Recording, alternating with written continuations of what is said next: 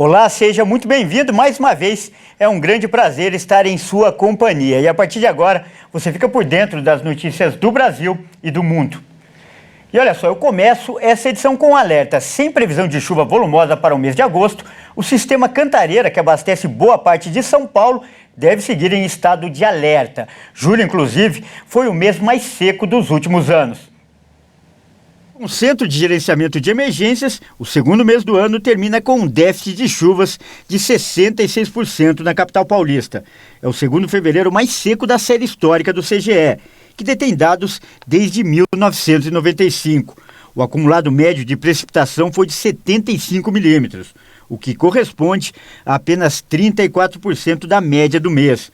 O mês atual só perde para fevereiro de 2018 como o mais seco, quando o acumulado foi de 64 milímetros.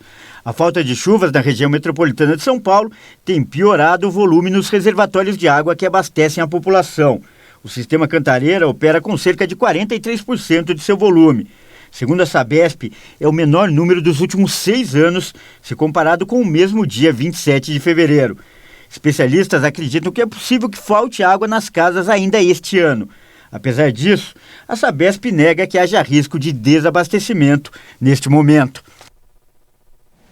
E a gente fala agora de saúde. O ministro da Saúde, Marcelo Queiroga, afirmou que o Brasil vai receber um antiviral para enfrentamento da varíola do macaco. Em seu Twitter, Queiroga disse hoje que o remédio deve ser enviado pela Organização Pan-Americana da Saúde, a OPAS.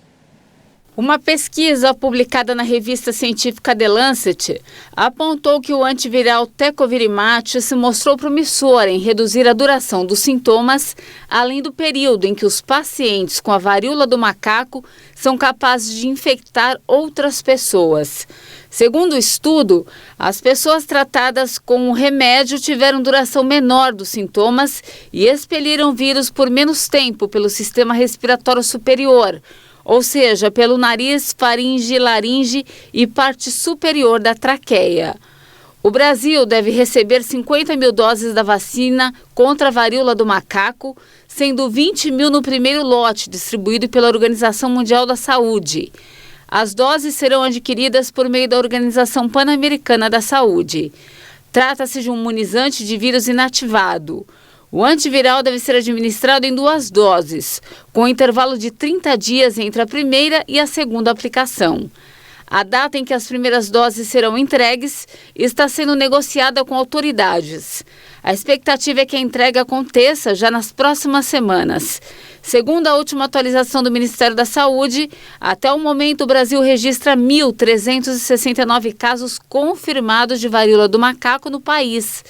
Por estados, a doença afeta mais pessoas em São Paulo, onde há mais de 1.030 casos confirmados. Os demais estados têm números bem menores, como Rio de Janeiro, com 169, e Minas Gerais, com 63. A primeira morte pela doença em paciente com imunidade baixa foi registrada em Minas Gerais. Olha, e ainda sobre esse assunto, eu conversei mais cedo com o clínico geral Dr. Carlos Machado. E ele respondeu a pergunta que todos nós nos fazemos neste momento. Será que vamos enfrentar um problema igual a da Covid-19? O grande temor da maioria das pessoas é enfrentar de novo uma situação igual da Covid-19. Eu repasso agora essa pergunta para o senhor. Há risco disso acontecer? Olha, nós estamos vivendo o momento de uma guerra mundial contra bactérias e vírus, em especial os vírus. E quanto mais infecção a gente tem, parece que o nosso sistema imunológico fica pior. Então a dica é: cuide da sua saúde para que você tenha uma saúde de ferro, para que você tenha uma saúde blindada, para que teu organismo consiga se defender desse monte de infecção. É um tal de H1, H2, H3, vírus da dengue, vírus da chikungunya, coronavírus e agora a varíola. Então a melhor maneira é cuide da sua saúde como um todo. Agora, o risco de uma pandemia? Sim. Por isso que a gente tem que tomar o máximo de cuidado.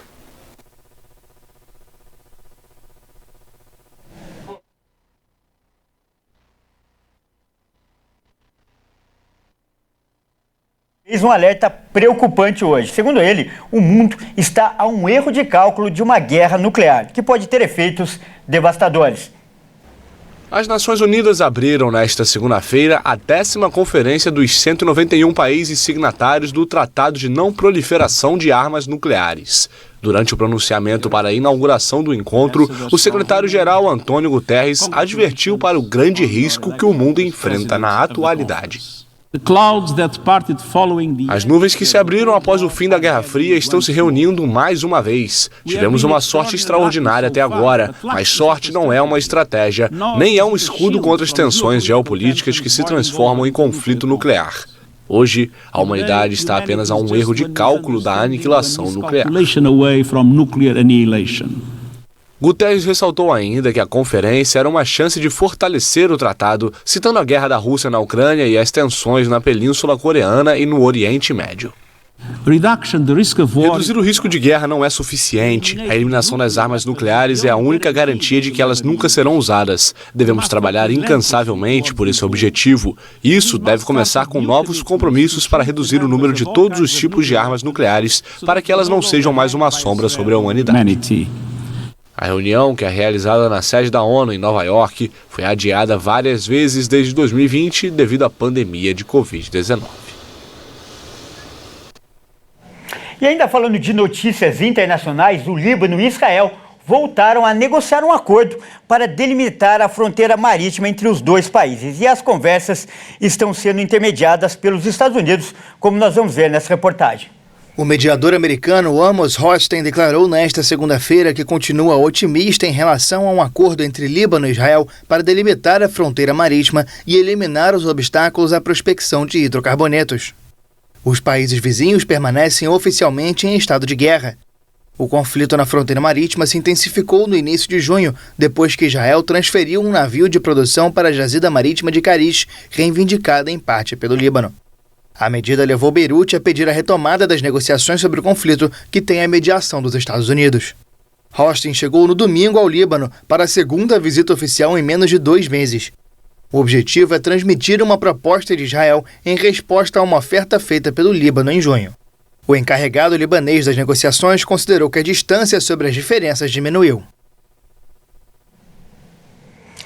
E olha só, para encerrar essa edição, a gente preparou uma reportagem impressionante. Olha só a história dessa cachorrinha. Ela viajou em um contêiner da Espanha para o Panamá.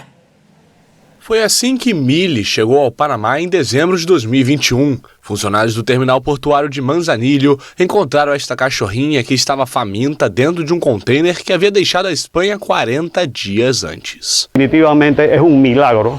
Definitivamente é um milagre que a bichinha tenha sobrevivido por tanto tempo. Por isso demos o nome de Milagros. Nós a carinhosamente chamamos de Millie. Como ela veio da Espanha, chamamos de Millie a espanholinha. Depois de ser tratada por veterinários e especialistas, Millie atualmente pesa mais de 12 quilos e suas condições são ótimas. Ele passou 20 dias viajando e depois outros tantos em um pátio onde costumam ser colocados contêineres vazios, sob o calor forte e a chuva do Caribe. Uma das partes do container estava corroída e foi descoberto que havia um pequeno buraco. Acreditamos que ela tenha aberto o buraco com a patinha, por onde às vezes conseguia beber água da chuva. É a única maneira que ela poderia ter sobrevivido. Agora, Millie trabalha ao lado de outros cães no aeroporto internacional de Tocumen, na capital, detectando alimentos frescos na bagagem dos passageiros. No caso de Millie, consideramos um sucesso duplo. Do ponto de vista médico, conseguimos salvar e cuidar da saúde do animal, mas também incorporá-la com sucesso na unidade. Ela vai fortalecer nossas fiscalizações e nossa equipe de trabalho de binômios na unidade agropecuária canina. Já é possível vislumbrar uma nova missão para Millie. A cadela está sendo treinada para detectar o caracol gigante africano, uma espécie que pode afetar a agricultura. E que história, né? Bom, essa edição fica por aqui. Eu agradeço demais por sua companhia e convido a continuar ligado em nossa programação. Até mais!